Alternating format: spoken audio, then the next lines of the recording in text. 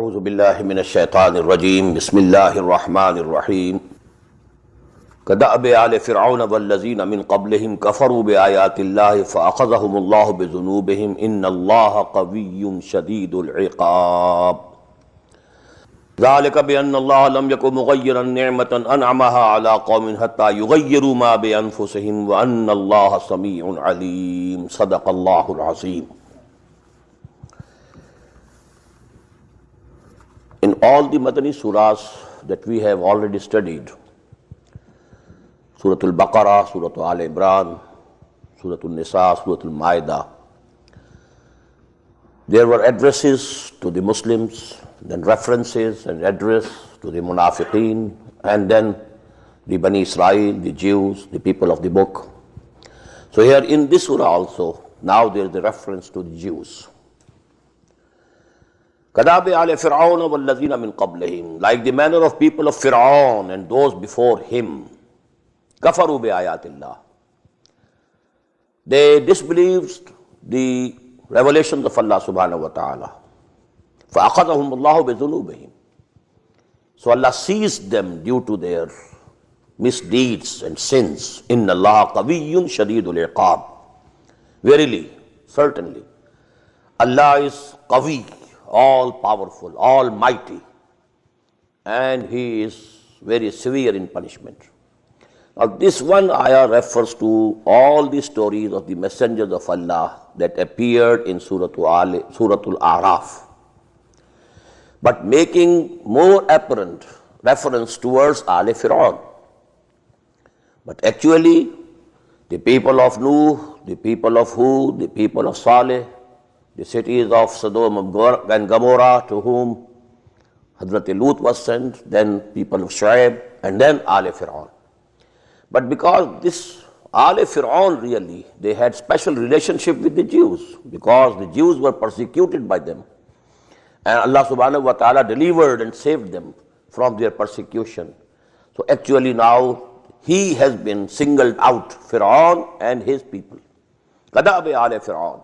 But it actually refers to all the nations who were destroyed because they didn't accept the dawah of the messengers of Allah who were sent to them. ذَلِكَ بِأَنَّ اللَّهَ لَمْ يَكُنْ مُغَيِّرًا نِعْمَةً أَنْعَمَهَا عَلَىٰ قَوْمٍ. This is because Allah subhanahu wa ta'ala doesn't change the favor with which He has blessed any nation, حَتَّى يُغَيِّرُوا مَا بِأَنفُسِهِمْ, unless they change what is in their souls. This is a very permanent law of Allah subhanahu wa ta'ala, Sunnatullah, and we shall read it because Surah Al-Ra'd and Surah Ibrahim alayhi salatu wassalam, in these two surahs this subject will be discussed in detail. إِنَّ اللَّهَ لَا يُغَيِّرُ مَا بِقَوْمٍ حَتَّى يُغَيِّرُوا مَا بِأَنفُسِهِمْ. Whatever is in your souls, you have to change it. If you don't change what is within your souls, the conditions will not change. And this is the biggest blunder that all the Muslim movements of today, the so-called jihadi movements, they are missing the point here. Before purifying the souls of the people, they want that the system should be changed. How can the system be changed? The inner personalities of the people should be changed first. Their thinking should change. Their value structure should change. What did Muhammad do? I am going to discuss it tomorrow in detail. What was the process of revolution? How he revolutionized the whole society and the whole country, rather the whole peninsula of Arabia. He changed the souls of the people first, their thinking, their structure, their beliefs, their value structure, everything was changed. So you have to change people from within. As I quoted many a times, a couplet from Allama Iqbal, that this Quran, when it penetrates the inner soul of a person, he is changed from within. Chun bajan dar raft, jahan digar shabad. Jahan chu digar shud, jahan digar shabad. And when the inner personality of a person changes, first of all, the whole world changes for him, because now his point of view has changed. And then this is the beginning of a revolution. So this is very important. ذَلِكَ بِأَنَّ اللَّهَ لَمْ يَكُنْ مُغَيِّرًا نِعْمَةً أَنْعَمَهَا عَلَىٰ قَوْمٍ حَتَّىٰ يُغَيِّرُوا مَا بِأَنفُسِهِمْ وَأَنَّ اللَّهَ سَمِيعٌ عَلِيمٌ. Allah is all hearing, all knowing. Kadabi ali Fir'aun walladhina min qablihim, again a reference to the whole history of the messengers of Allah and their nations who were doomed. Kazzabu bi ayati rabbihim. They rejected, belied the revelations of their Lord as well as the miracles that were shown to them. Ayat, it covers both the things. Because the teachings of the prophets, they are also ayat of Allah, revelations, Ayatul-Quran. These are ayat. But also, the miracles that were given to Hazrat Musa alayhi salatu wasalam, 9 of them. وَلَقَدْ آتَيْنَا مُوسَى تِسْعَ آيَاتٍ بَيِّنَاتٍ 9 clear signs were given to, and we have read them in Surah Al-Araf. كَذَّبُوا بِآيَاتِ رَبِّهِمْ فَأَهْلَكْنَاهُمْ, we destroyed them. بِذُنُوبِهِمْ, due to their sins and misdeeds. وَأَغْرَقْنَا آلَ فِرْعَوْنَ وَكُلٌّ كَانُوا ظَالِمِينَ, and we drowned the people of Fir'aun, and they were the evildoers, the transgressors. إِنَّ شَرَّ الدَّوَابِّ عِنْدَ اللَّهِ الَّذِينَ كَفَرُوا. Verily, the worst of the beasts on earth, animals on earth, are those humans who make kufr. What is kufr? I discussed it. This testimony of that Allah is here, Allah is our Lord, this testimony is in our souls. Our souls testify to it. We had that firm covenant with Him. Alastu bi rabbikum qalu bala. We have read it in Surah Al-Araf. So that, testimony, our souls has it in it, but we suppress it. Why? Due to our vested interests, due to our positions. We are the leaders. So they suppressed. Kufr means to hide something, kufr. To do away with something, to reject something. All these are the meanings of this word kufr. Inna sharra ad-dawabbi inda Allahi alladhina kafaru fahum la yu'minun. Because they have already suppressed the testimony of their nature within themselves, they are not going to believe. Whatever you do, O Muhammad sallallahu alayhi wa sallam, or whatever you do, O Muslims, alladhina ahadta minhum. Now, the clear reference to the Jews. Because the Prophet, when he came over to Medina, sallallahu alayhi wa sallam, it was a masterpiece of his, statesmanship. If you read the book written by Montgomery Watt, Muhammad at Medina, he wrote the biography of Muhammad sallallahu alayhi wa sallam in 2 volumes. Muhammad at Makkah, Muhammad at Medina. Although there was a trick, a very subtle, trick in it, but I don't want to go into that detail. But he uses all the words of praise in English language in superlative form for Muhammad sallallahu alayhi wa sallam. His statesmanship, his far sight, his understanding of the situation. And one of the things that he cites is that he immediately on reaching Medina, he concluded treaties with all the 3 tribes of Jews who were living round about Medina. He, just had them in the fold of that Misaq Medina. And a joint defense treaty was concluded with them. This is very important. But what happened? These people, they concluded the treaty, but secretly they were violating it. They were sending messages to Quraysh, come, or you invade, and we shall help from within. So they were doing it. Now this is the reference to this character of theirs. Alladhina ahadta minhum, those of them with whom you had a treaty, ahad. Summa yanquduna ahdahum, and they are breaking their treaty, their covenant, fi kulli marratin, every time. Whenever there is time of mischief, they don't, keep their words, go back on their words. Wahum la yattaqoon, and they have no fear of Allah, and they don't care for anything. فَإِمَّا تَسْقَفَنَّهُمْ فِي الْحَرْبِ. So if you find them, and if you encounter them in the battlefield, فَشَرِّدْ بِهِمْ مَنْ خَلْفَهُمْ. So disperse through them those who are behind them. Give them the worst punishment, so that people who are behind, who are sitting back in Medina, who are pulling the ropes, they get terrified, So that is the philosophy of punishments in Islam also. The punishments in Islam, exemplary. Why? Cut off the hand, so that now theft will be eliminated from the society. In the same way, all these punishments, they seem to be very, to others they call it, they are very cruel, very harsh. But actually, crime cannot be eradicated. Now it is proved. There can be no higher level of education than the level you have in America. But has this education and all this, has it eradicated crime from your society? Most heinous crime is there. You can't reform this society. Allah subhanahu wa ta'ala has prescribed. In the same way, to those enemies of Allah, whomsoever you find in the battlefield, give him the severest punishment, so that it terrifies those who are sitting behind in Medina, and they also get the message through them. فَإِمَّا تَسْقَفَنَّهُمْ فِي الْحَرْبِ فَشَرِّدْ بِهِمْ مَنْ خَلْفَهُمْ لَعَلَّهُمْ يَذَّكَّرُونَ, so that they may be admonished and they think twice before taking any step against you. وَإِمَّا تَخَافَنَّ مِنْ قَوْمٍ خِيَانَةً, this is also very important. Every ayah of Quran is important. Someone from some one aspect, the other from some other aspect, but every word of Allah is most important. إِمَّا تَخَافَنَّ مِنْ قَوْمٍ خِيَانَةً, if you fear a treachery from any group with whom you have a treaty, well, you are faithful, you are fulfilling all the conditions of your side of the treaty, but you feel that the other party is treacherous, it's not keeping its terms of treaty. فَانْبِذْ إِلَيْهِمْ عَلَى سَوَاءٍ, so throw back to them their treaty on equity basis. إِنَّ اللَّهَ لَا يُحِبُّ الْخَائِنِينَ, verily Allah doesn't like the treacherous ones. Now what's the message in this ayah? If you keep the treaty and take any step against that group or nation or tribe, this is treacherous. If you want and you decide that you have to take some action against them, first of all declare that no treaty between you and us now. This is the character of the Muslims. Not treachery, having a treaty legally and under the table fighting each other. This behoves of non-Muslims but not of Muslims.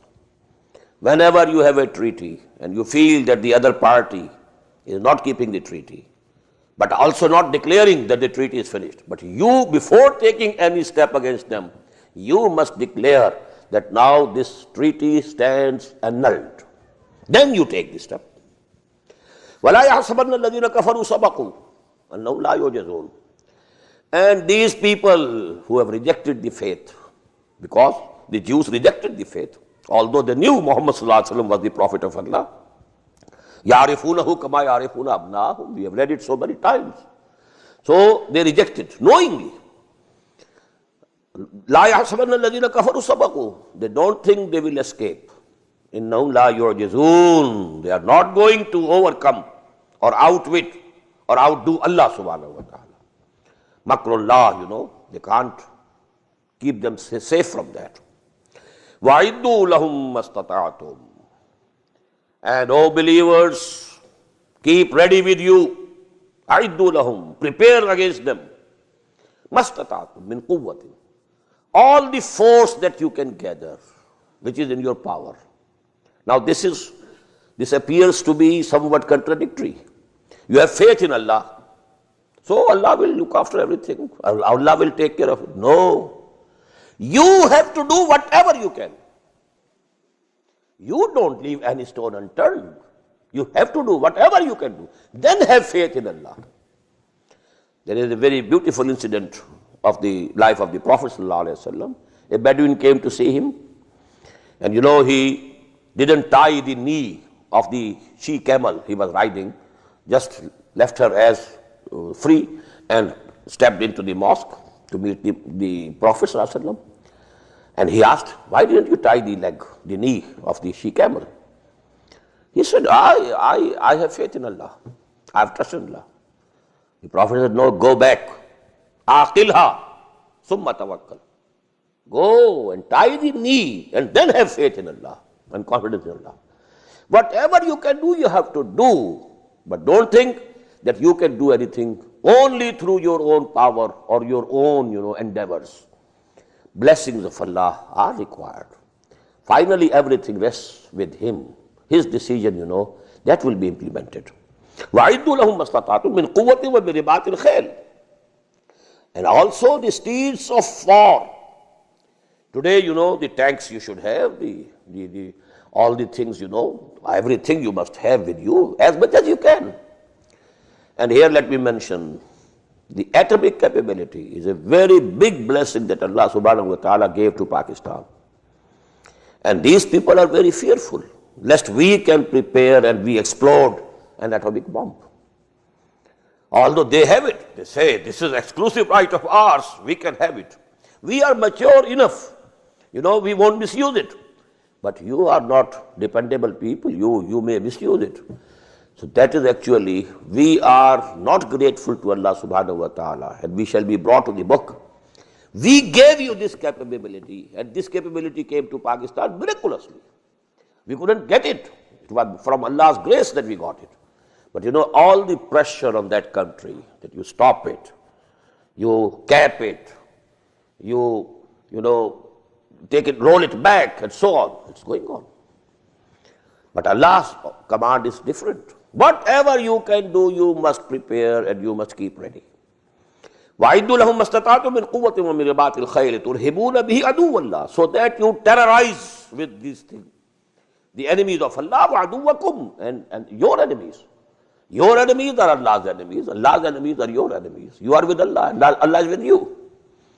وَآخَرِينَ مِن دُونِهِمْ لَا تَعْلَمُونَهُمْ اللَّهُ يَعْلَمُهُمْ, and there are others beside them whom you don't know, Allah knows.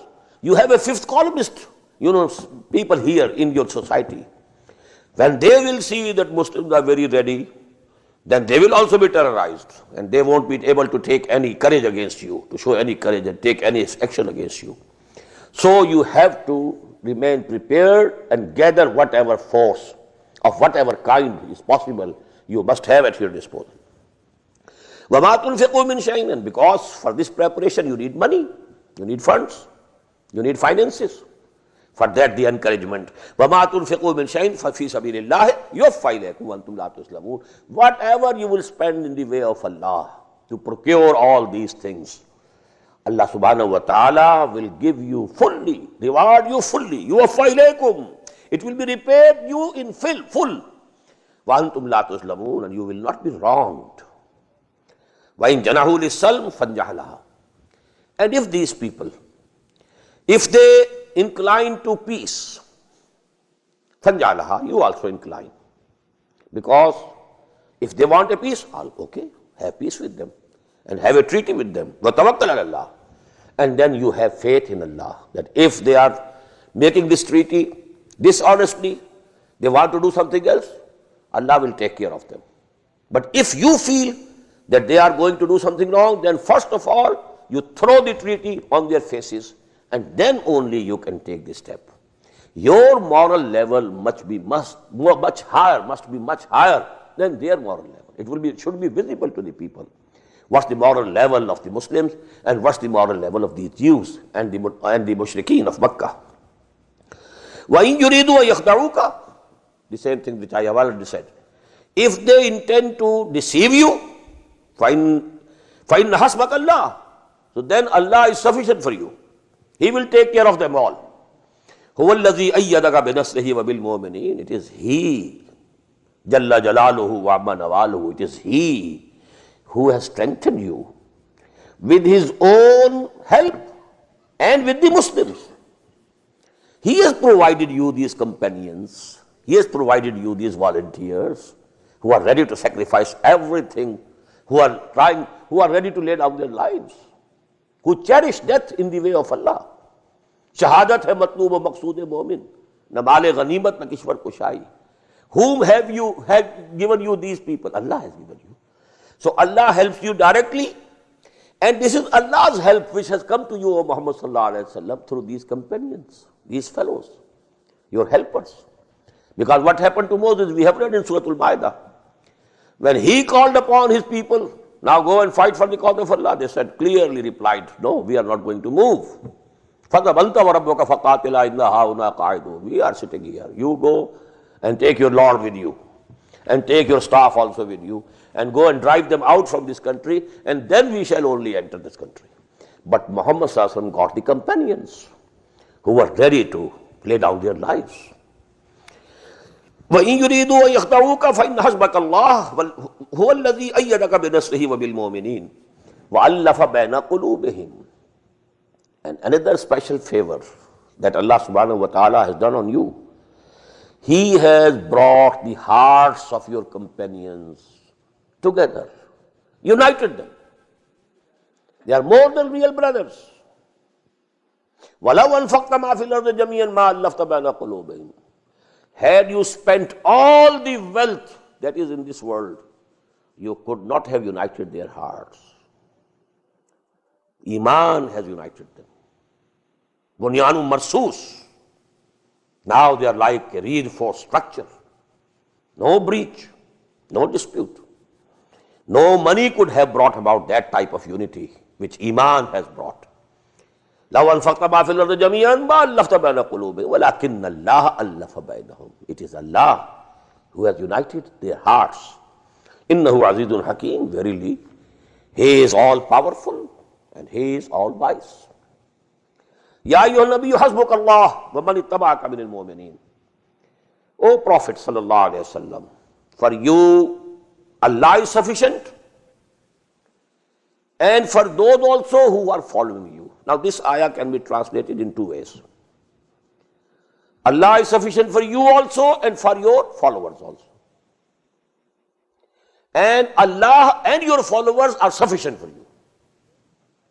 The second meaning is more, according to the text, because we found in the former ayah, هُوَ الَّذِي أَيَّدَكَ بِنَصْرِهِ وَبِالْمُؤْمِنِينَ. Allah subhanahu wa ta'ala strengthened you with His own help and with these mu'mins, with these people. So in the same way, Ya ayyuhan nabiyyu hasbukallahu wa man ittaba'aka minal mu'minin. For you, Allah and these believers who are following you, they are sufficient. Don't fear anything.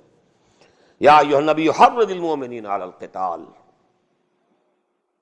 O Prophet sallallahu alayhi wasallam, exhort the believers to go to war in the cause of Allah, in the way of Allah. In yakum minkum 20 sabirun.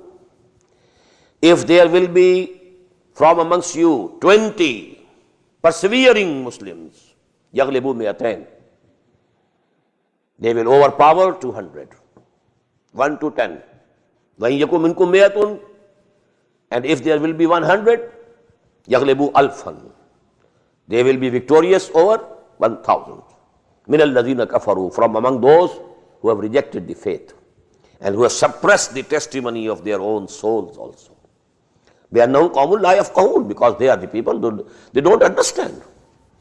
The understanding of the realities of this universe enhances your power. When you know everything is in the hand of Allah, nobody can harm me anything. Now your courage, And a person again, he thinking he can do me something. He can harm me. He can bring some bad thing to me. Well, he will be fearing anybody, everybody. He will be always fearing. And the person who knows, nobody can do any harm to me. La hawla wa la quwwata illa billah. Ma asaba min musibatin illa bi iznillah. Nothing, no harm can come to me. They might try their best. They can't do me any harm. Now your courage, your fearlessness, it cannot be measured. So because they don't know it, this is the truth that they don't know. Nothing can be done without the permission of Allah subhanahu wa ta'ala. قُلْ لَنْ يُصِيبَنَا إِلَّا مَا كَتَبَ اللَّهُ لَنَا. In the next surah we shall read it. قُلْ لَنْ يُصِيبَنَا إِلَّا مَا كَتَبَ اللَّهُ لَنَا هُوَ مَوْلَانَا. Nothing can happen to us except that with Allah, He has decided for us. And He is our protector, He is our friend. Whatever comes from Him, well, it's always welcome. Even if it is death, it's okay. It's actually the gateway to heaven, the gateway to Jannah.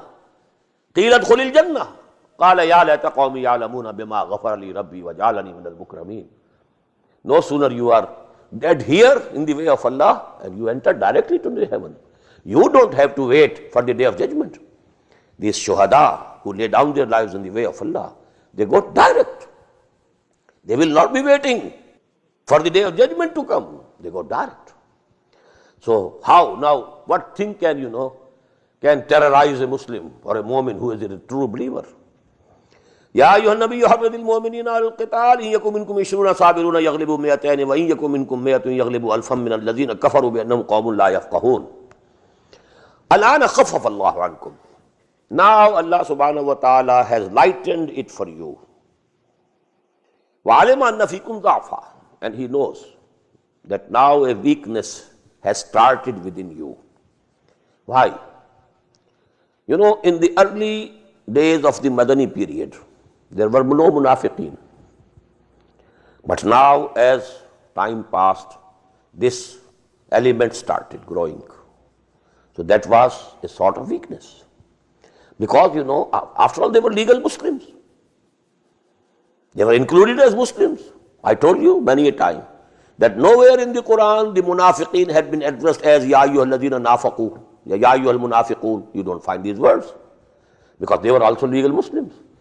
Whenever something is said to the munafiqeen, Ya ayyuhal ladhina amanu, these are the words because they also profess to believe. So actually, secondly, you know, the depth of commitment of those people who came from Mecca, who had undergone all the hardships, who had passed so many examinations and tests and trials and tribulations, you know, the depth of conviction with them, it is unimaginable. But the Ansar of Medina, because they had not passed through such tests and trials and tribulations, so that was not the case. They were not equal to the Muhajirin. So now, as time passes, you know, taken collectively, the whole community, the average would go down. Although, you know, as-sabiqun al-awwalun, they remain at that level. They don't go down. But, you know, taken the community as a whole, the average will come down. That is why Allah subhanahu wa ta'ala says, Al-ana khaffafa Allahu ankum wa alima anna fikum da'fa. He knows that there is a weakness among you. وَإِن يَكُن مِّنكُم مِّائَةٌ صَابِرَةٌ يَغْلِبُوا مِئَتَيْنِ. If you are from you, there are 100 who are persevering, they will overcome 200. وَإِن يَكُن مِّنكُمْ أَلْفٌ يَغْلِبُوا أَلْفَيْنِ. And if from you there are 1,000, they will overcome 2,000. Bismillah, with the permission of Allah subhanahu wa ta'ala. Wallahu ma'as sabirin. And Allah is with the preserving people who are persevering and who are steadfast. Ma qala linabiyyin an yakuna lahu asra. Now this is a very sensitive issue which is being discussed here. You know, after the Muslims had won the battle of Badr, I told you 70 mushrikeen were killed. From among the Muslims only 14, 13 on the spot, and one was injured, and he died on way back to Medina. The total toll from Muslim side was 14. The Kuffar, Quraysh, 70. Another 70 were taken prisoners, captives. Now this is what Allah subhanahu wa ta'ala, so to say, using the most, you know, lenient words, He was displeased with it. Why did you do it? You shouldn't have taken them captives, because the power of kufr has not been, you know, broken up till now. If you have taken them captives, they will pay some ransom money and they'll go back. When they go back, they will again be able to come to fight against you. So actually there was a dispute, because the Prophet ﷺ, he consulted his companions what we should do with them. His own inclination, because he was Rauf and Rahim, he was very lenient, very kind. To kill them, it was something, you know, against his nature.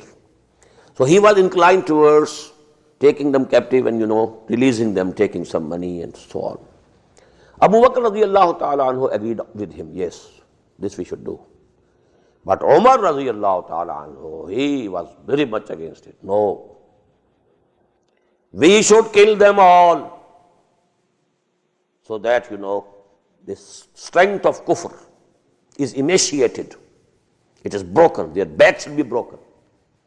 And he went to the extent that whosoever is closest in relation to any mushrik captive from among the Muslims, he should assassinate with his own hands. his closest relative who has come here, who came here to fight against the Muslims and who has been taken into captive. But later on it was decided, no, we shall keep them as captives and we shall accept the ransom money and then we shall set them free. But Allah subhanahu wa ta'ala is declaring his displeasure over this decision. And this is one of those events about which it is said, Al-Haqqu yantiqu ala lisani Umar. Kana ra'yuhu muwafiqan bil wahyi wal kitab. Rather we should say, wahi ke muwafiqan bi ra'yihi. Kana al-wahyu muwafiqan bi ra'yihi. Wahi came in agreement with his opinion. So this is the special place and cadre and level of Hazrat Umar radiyallahu ta'ala. Al-haqqu yantiqu ala lisani Umar. Ashadduhum fi amrillahi Umar. Ma kana lin-nabiyyin an yakuna lahu asra. It's not befitting for a prophet that there should be captives for him. Hatta yuskhina fil ard. Until there is sound crushing and threshing of the kufr in the land. Turidun arad ad-dunya. You intend to get the wealth of this world? Ransom money? That appears to be very attractive to you. Very harsh comments. It was actually not that the Prophet wanted some money or some wealth. It was out of mercy, out of leniency. That was the second nature of him. Twice in the Quran, Allah subhanahu wa ta'ala has addressed him. Be harsh to these munafiqeen. Be harsh. You shouldn't be kind to these people. But because it was his nature, second nature as we call it.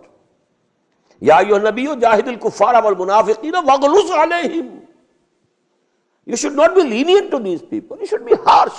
You have to treat them with harshness, so that the back of kufr is broken. If you are lenient, they get, some extension. They are fresh leaves of existence they are having due to your leniency. Hatta yuskhana fil turidun arad ad-dunya wallahu yuridu al-akhirah. Whereas Allah subhanahu wa ta'ala intends akhirah for you. Wallahu azizun hakim. And Allah is all powerful, almighty and all wise. Lawla kitabu min Allah sabaqa. Had it not been for the ordinance from Allah subhanahu wa ta'ala that had already gone before. And this refers to ayah number 4 of Surah Muhammad sallallahu alayhi wa sallam, which you find in the 26th part of the Musaf. There it was given an option that whenever the strength of the kufr has been broken, then you can take captives. Now please ponder over it. Whether the back of kufr has been broken or not, it's a judgment. Maybe I think it has been broken. You think it has not been broken. If it has been broken according to my assessment, then we can have captives. If it is not broken up till now, according to your judgment, then you will say no captives. Allah has not granted us to have captives before the back of the kufr has been broken thoroughly. So because this is the principle in ijtihad, al-mujtahid al-mukhti, he also is rewarded. He cannot be punished. Al-mujtahid al-musib, he gets the double reward. So it was taken to be an ijtihad of Muhammad sallallahu alayhi wa sallam and Abu Bakr radiyallahu anhu that actually the power of kufr has been broken. So now we can take the captives. But Allah disagreed with the ijtihad. But you can't punish anybody on ijtihad. When it was their sincere opinion, when Allah subhanahu wa ta'ala only declared his disagreement with ijtihad. You can differ from a mujtahid in his judgment, no doubt. But in ijtihad, which has been done most sincerely, earnestly, even if it is wrong, Allah subhanahu wa ta'ala rewards for it. So that is the case. Lawla kitabu min Allah sabaqa. This option had been given to you from Allah subhanahu wa ta'ala already in ayah number 4 of Surah Muhammad. If that had not happened, لَمَسَّكُمْ فِي مَا أَخَذْتُمْ عَذَابٌ عَظِيمٌ, then what you have taken from them, on that a very mighty chastisement, a very mighty punishment would have come to you. Very stern warning.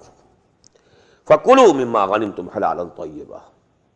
So now you eat from whatever you have from the spoils of the war. Now what has been happened to the spoils of the war? The spoils, all the things that they had at the battlefield. And now the spoils coming out of the ransom money of these captives. This is added to those spoils. فَكُلُوا مِمَّا غَنِمْتُمْ. Although Allah declared His disagreement with this decision, but because it was an ijtihad and the option was given by Him, so now whatever you have got, you can eat it, you can use it, you can consume it. Halalan tayyiba. It is permissible for you, it is good for you. Wattaqullaha inna Allaha ghafurur rahim. Have taqwa of Allah. And verily Allah subhanahu wa ta'ala is forgiving and merciful. Ya ayyuhan nabiyyu qul liman fi aydikum min al-asra. O Prophet, say to these people who are in your hands from among the captives, in ya'lamillahu fi qulubikum khairan. If Allah knows and if Allah finds that within your hearts there is some good, yu'tikum khairan mimma ukhiza minkum. He will give you better and more than what has been taken from you. Now please keep one point in mind. Some of the people of Quraysh who had come to fight against the Muslims at Badr, they were forced to do it because of the tribal system. They didn't want to go to war against the Muslims. There could be someone who had hidden in their hearts the iman, the faith also. But because they had not declared it there, had they declared it, they would have had to make the migration, the hijrah. So because they were not so much, motivated by iman, that they were ready to leave their homes and hearts and the land of their ancestors, where the ancestors were lying buried. So that was not, the depth of conviction was not up to that level. So they remained at Makkah. When they remained at Makkah, they had to come under the tribal system. Now because the tribe is going to fight against somebody, some enemy, you have to go. So there were certain people, And according to some traditions, perhaps Hazrat Abbas, the uncle of Muhammad sallallahu alaihi wasallam, was also among them. So, and there could be others also. So, now if Allah knows that in your hearts there is something good, but because you have not up till now declared your iman, you came to fight the Muslims along with the kuffar, so law will take its course. You will be treated at par with the unbeliever captives, and you will have to pay the ransom. But Allah will reward you, Allah will repay you in His own ways. He will compensate.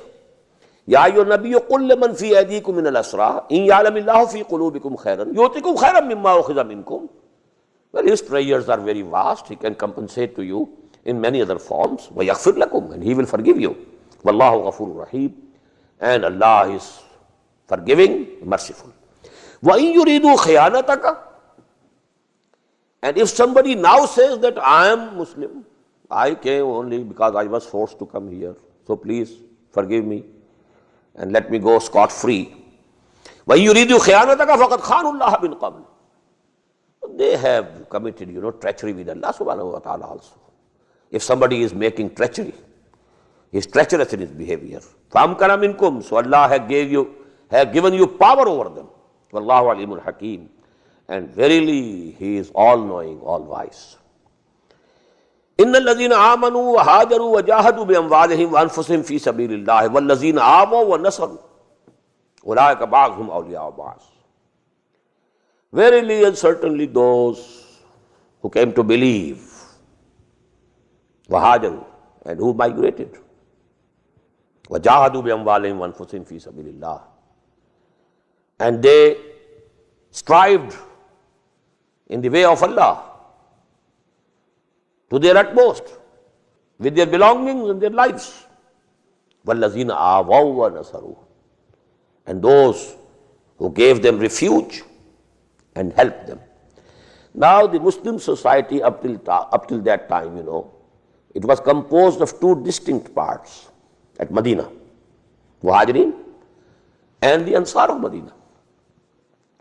And although Muhammad Sallallahu Alaihi Wasallam had made them brothers, one from the Muhajirin, the other from Ansar, and they were declared as brothers. And they divided their homes, they divided their shops. Even, one Ansari, he took his Muhajir brother to his house. He had two wives. He said, you select which one you like, because, the commandments about hijab, they have not been revealed up till now. They were going to be revealed several years later in Surah An-Nur and Surah Al-Ahzab. So there was no wheeling and all these things, segregation, etc. It was a mixed society. So he took the brother to the home. I have two wives. You select. I will divorce her so that you can marry her. Because the Prophet has declared that you are my brother. And I can't, bear that you live without a wife. And I have two wives with me. So that was the bond of friendship. But still, these were the two distinctly separate sections of this society. And Quran is also mentioned separately. And here, the level is different. Because those people who had migrated, left their families and homes and everything behind, they were definitely at a very higher level regarding the depth of commitment, regarding their love for Allah. And actually, before the Battle of Badr, the 8 expeditions, which I shall explain inshallah next Friday evening when I go into details of Ghazwa Badr, the Prophet sent only the Muhajirin in 8 expeditions. Badr was the first expedition in which Ansar were also included. They were never asked to go out to fight in the way of Allah. All the 8 expeditions, 4 of them Saraya, in which the Prophet didn't go himself, only some groups were sent.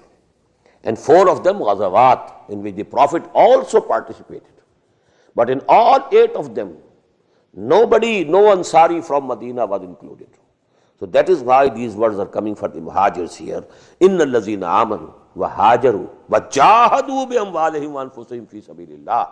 Up till now only they were striving and they were fighting for the cause of Allah, going out, to meet the enemy. وَالَّذِينَ آوَوْا وَنَصَرُوا. Now the second section is who gave them the refuge, who accommodated them in their homes and businesses, etc., etc. And they were the Ansar, they helped them. بَعْضُهُمْ أَوْلِيَاءُ بَعْضٍ. Now they are friends to each other. They are protectors of each other. وَالَّذِينَ آمَنُوا وَلَّمْ يُهَاجِرُوا مَا لَكُمْ مِنْ وَلَايَتِهِمْ مِنْ شَيْءٍ.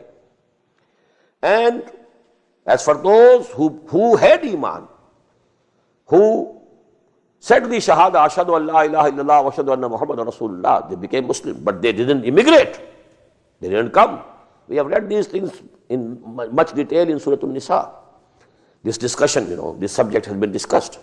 But Surah An-Nisa was going to be revealed several years later after this surah. This, as I told you, was revealed in the second year after Hijrah, just after the Battle of Badr. Surah An-Nisa, that was either in the 5th or the 6th year after Hijrah. So here is the first pronouncement regarding this. وَالَّذِينَ آمَنُوا وَلَمْ يُهَاجِرُوا مَا لَكُمْ مِنْ وَلَايَتِهِمْ مِنْ شَيْءٍ. Those of you who come to believe, who accept the faith, but they don't immigrate to Medina, you are not responsible for their protection in anything until they immigrate. وَإِنِ اسْتَنْصَرُوكُمْ فِي الدِّينِ فَعَلَيْكُمُ النَّصْرُ. But if they want and they ask for your help, it's incumbent upon you that you help them. But there is an exception. إِلَّا عَلَىٰ قَوْمٍ بَيْنَكُمْ وَبَيْنَهُمْ مِيثَاقٌ.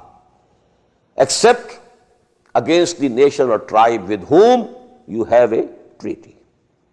For example, there are some Muslims in some tribe. They are being persecuted.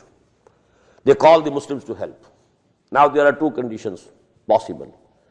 If this tribe has no treaty with Muhammad sallallahu alaihi wasallam, or the Muhammad has not concluded any treaty against this tribe, with this tribe, then you can take an action helping the Muslims of that tribe. But if you have a treaty with that tribe, now you are barred from it. Now you can't help. Although they are Muslims, although they want your help, although they, are asking for your help. But because they have not immigrated, why have they stayed back? When they have stayed back, they have not immigrated, they lose the right that they must be protected. Okay, if the tribe has no treaty, actually, then the help can be given, but not if you have a treaty with them. وَإِنِ اسْتَنْصَرُوكُمْ فِي الدِّينِ فَعَلَيْكُمُ النَّصْرُ إِلَّا عَلَىٰ قَوْمٍ بَيْنَكُمْ وَبَيْنَهُمْ مِيثَاقٌ وَاللَّهُ بِمَا تَعْمَلُونَ بَصِيرٌ. And whatever you are doing, Allah is seeing it. وَالَّذِينَ كَفَرُوا بَعْضُهُمْ أَوْلِيَاءُ بَعْضٍ. As for those who have rejected the faith, who have suppressed the testimony of their souls and belied what Muhammad was conveying to them, بَعْضُهُمْ أَوْلِيَاءُ, they are friends and protectors to each other. إِلَّا تَفْعَلُوهُ تَكُنْ فِتْنَةٌ فِي الْأَرْضِ وَفَسَادٌ كَبِيرٌ. If you don't do this, there will be much disturbance in the land. What does it mean? If you ignore the treaty and go to help the Muslims of that tribe, while you had the treaty with the tribe, it is going to disturb the things. This system has to be kept. If you have made a treaty, you can't help the Muslims over there. You have to do it. Now this ayah, last but one, but this completes the definition of a true mu'min. وَالَّذِينَ آمَنُوا وَهَاجَرُوا وَجَاهَدُوا فِي سَبِيلِ اللَّهِ وَالَّذِينَ آوَوا وَنَصَرُوا أُولَٰئِكَ هُمُ الْمُؤْمِنُونَ حَقًّا لَهُمْ مَغْفِرَةٌ وَرِزْقٌ كَرِيمٌ. And those who accepted the faith, who responded positively to the call of the Prophet ﷺ, and then they immigrated, they left their homes and hearts and the land of their ancestors. وَجَاهَدُوا فِي سَبِيلِ اللَّهِ, and they strived in the way of Allah. وَالَّذِينَ آوَوا وَنَصَرُوا, and those who gave them refuge and they helped them. أُولَٰئِكَ هُمُ الْمُؤْمِنُونَ حَقًّا, and they are the true mu'mins. لَهُمْ مَغْفِرَةٌ وَرِزْقٌ كَرِيمٌ. For them is the maghfirah, the pardoning, the forgiving, and a very honorable provision in the hereafter. Now you refer to the ayah number 2 and 3. Ayah number 2 and 3 of this surah. إِنَّمَا الْمُؤْمِنُونَ الَّذِينَ إِذَا ذُكِرَ اللَّهُ وَجِلَتْ قُلُوبُهُمْ وَإِذَا تُلِيَتْ عَلَيْهِمْ آيَاتُهُ زَادَتْهُمْ إِيمَانًا وَعَلَىٰ رَبِّهِمْ يَتَوَكَّلُونَ الَّذِينَ يُقِيمُونَ الصَّلَاةَ وَمِمَّا رَزَقْنَاهُمْ يُنْفِقُونَ أُولَٰئِكَ هُمُ الْمُؤْمِنُونَ حَقًّا لَهُمْ دَرَجَاتٌ عِندَ رَبِّهِمْ وَمَغْفِرَةٌ وَرِزْقٌ كَرِيمٌ. وَالَّذِينَ آمَنُوا وَهَاجَرُوا وَجَاهَدُوا فِي سَبِيلِ اللَّهِ وَالَّذِينَ آوَوا وَنَصَرُوا أُولَٰئِكَ هُمُ الْمُؤْمِنُونَ حَقًّا لَهُمْ مَغْفِرَةٌ وَرِزْقٌ كَرِيمٌ. And this is to which I was referring as 3 dimensions of the personality of mu'min. One is the internal, esoteric element, iman, khashiyah, fear of Allah, fear of standing before Him on the day of judgment. أَمَّا مَنْ خَافَ مَقَامَ رَبِّهِ وَنَهَى النَّفْسَ عَنِ الْهَوَىٰ. When Allah is remembered or mentioned, their hearts tremble. And when the ayat of Allah subhanahu wa ta'ala are recited unto them, this increases them in faith. Their level of yaqeen and their level of conviction increases. So that is one aspect. The second aspect and the third, they are outside, outward behavior. But one outward behavior is وَيُقِيمُ الصَّلَاةَ وَمِمَّا رَزَقْنَاهُمْ يُنْفِقُونَ, establishing the prayer, and they are spending. But whatever we have provided them with, they are spending for the cause of Allah, for making the deen of Allah supreme, for spreading the message of Allah. This is one. And the other, obvious, external side of the third dimension, وَالَّذِينَ آمَنُوا وَهَاجَرُوا وَجَاهَدُوا فِي سَبِيلِ اللَّهِ وَالَّذِينَ آوَوا وَنَصَرُوا أُولَٰئِكَ هُمُ الْمُؤْمِنُونَ حَقًّا. So these are the 3 dimensions of the personality of a mu'min. And if you want one ayah embracing all them, that is the ayah number 14 of Surah Al-Hujurat. In ayah number 13 in Surah Al-Hujurat, a distinction is made between Muslim and Mu'min. قالت الأعراب آمنا قل لم تؤمنوا ولكن قولوا أسلمنا ولما يدخل الإيمان في قلوبكم. These Bedouins are claiming that we have come to believe. Tell them, O Muhammad sallallahu alaihi wasallam, you have not at all come to believe. Don't be mistaken. Only what you can say is that you have become Muslims. You have submitted. You have surrendered. And the true faith, true iman, لما يدخل الإيمان في قلوبكم, has not as yet entered your hearts. Now with this background, a comprehensive definition of a mu'min comes in the next ayah, ayah number 15 of Surah Al-Hujurat. إِنَّمَا الْمُؤْمِنُونَ الَّذِينَ آمَنُوا بِاللَّهِ وَرَسُولِهِ ثُمَّ لَمْ يَرْتَابُوا. This is the internal. They have the conviction, not only profession, not only saying with the tongue. Then they have no doubt. They believe in Allah and His Messenger, and they have no doubts about it. وَجَاهَدُوا بِأَمْوَالِهِمْ وَأَنفُسِهِمْ فِي سَبِيلِ اللَّهِ. And the second, and they strive hard in the way of Allah with their belongings and lives. So a comprehensive, إِنَّمَا الْمُؤْمِنُونَ الَّذِينَ آمَنُوا بِاللَّهِ وَرَسُولِهِ ثُمَّ لَمْ يَرْتَابُوا وَجَاهَدُوا بِأَمْوَالِهِمْ وَأَنفُسِهِمْ فِي سَبِيلِ اللَّهِ أُولَٰئِكَ هُمُ الصَّادِقُونَ. Only such people are true if they claim to be true believers, real believers. Here we find, one part of it in the very beginning, the other part of it at the end. But the beauty, there also in the beginning also, first ayah was something else. يَسْأَلُونَكَ عَنِ الْأَنْفَالِ, a legal question. In the same way, the last ayah of this surah is also something relating to a legal point. There was also second and third ayah, and here also last but one. Now the last ayah. وَالَّذِينَ آمَنُوا مِن بَعْدُ وَهَاجَرُوا وَجَاهَدُوا مَعَهُمْ فَأُولَٰئِكَ مِنْهُمْ. Whosoever now will believe after that. This was the beginning of the Muslim society at Medina, comprising of two parts. وَالَّذِينَ آمَنُوا وَهَاجَرُوا وَجَاهَدُوا فِي سَبِيلِ اللَّهِ وَالَّذِينَ آوَوا وَنَصَرُوا. Now later on, who are now believing, later on, till the end of this world, this ayah will cover forever. وَالَّذِينَ آمَنُوا مِن بَعْدُ وَهَاجَرُوا. And now whosoever will come to believe after that, and if they also make hijrah, وَجَاهَدُوا مَعَكُمْ, and if they also strive hard for the cause of Allah with you, فَأُولَٰئِكَ مِنْكُمْ, they will be a part and parcel of your own society.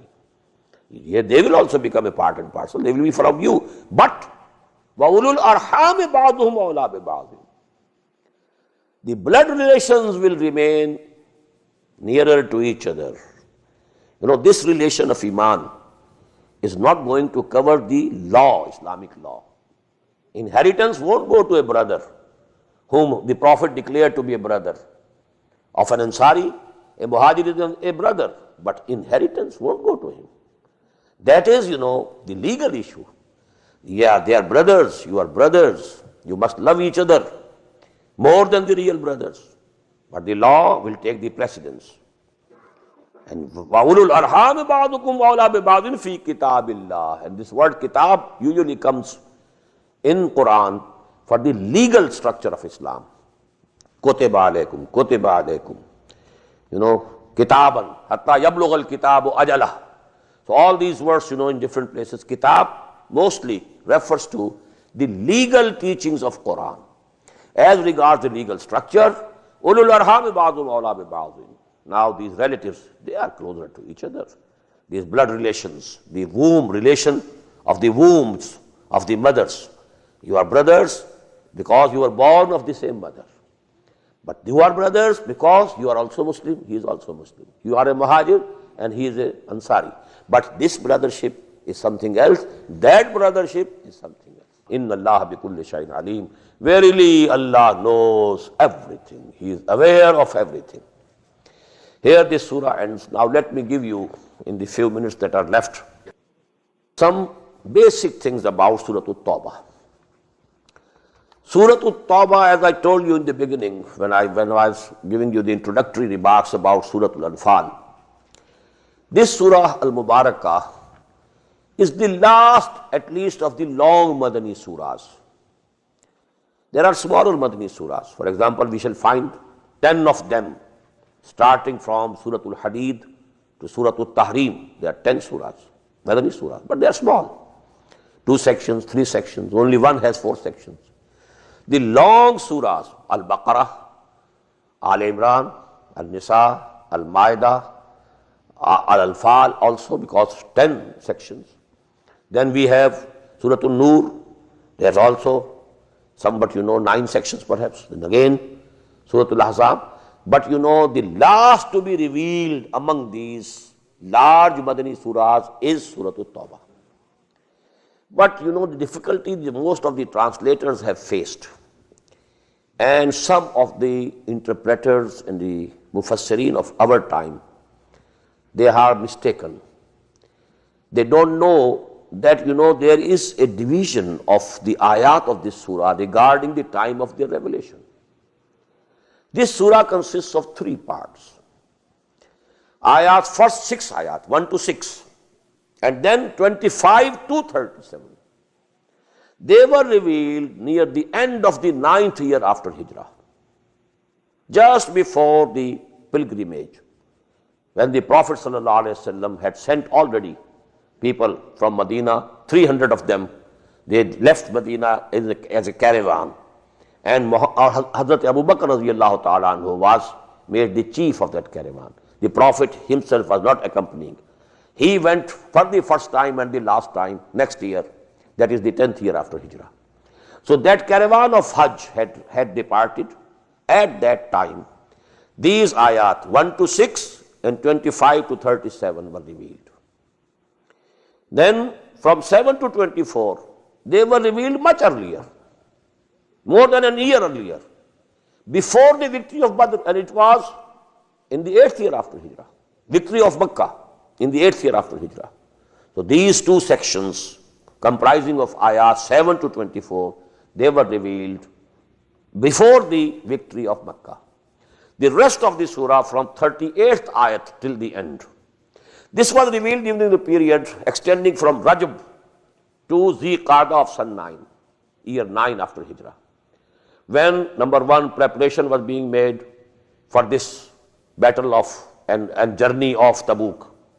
Then the journey towards Tabuk, then the stay at Tabuk, then the coming back from Tabuk to Medina, and some ayat after arrival in Medina. This is a long period, a few months, from Rajab to Zi-Qa'dah. And that is, the time of revelation of ayat number 38 to the end of the surah. So I wanted to give you this analysis only, and tomorrow, inshallah, we shall study the surah At-Tawbah. Barakallahu li wa lakum fil Qur'anil Azim, wa nafa'ani wa iyyakum bil ayati wa zikril hakim.